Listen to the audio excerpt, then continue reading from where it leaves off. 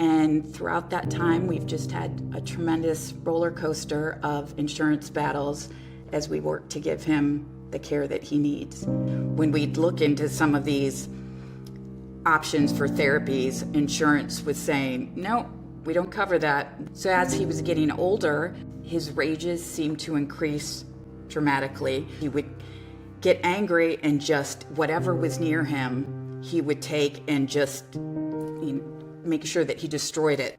But now he was stronger and he was physical. He broke my nose when he was in first grade because he got angry. My husband would get him in a big bear hug and restrain him, and he would eventually calm down. But I didn't have the strength to do that, so.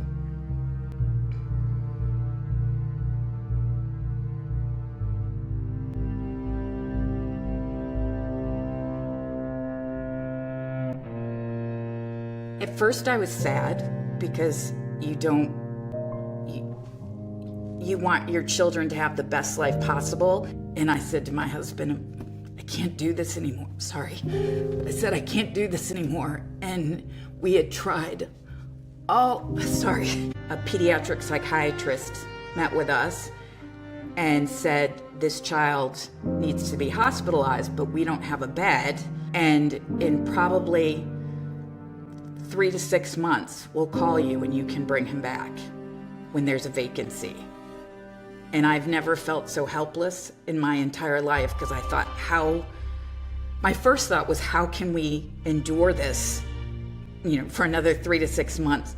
But also I thought, how do I know that my son will be around in 3 to 6 months? It just seemed so desperate. It was just getting worse.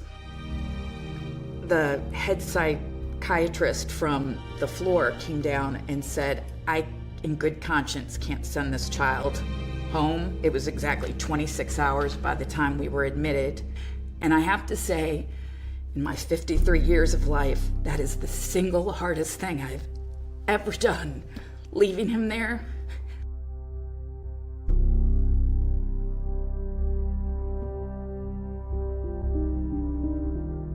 So shortly after Ben was discharged, I received a bill in the mail for $147,000.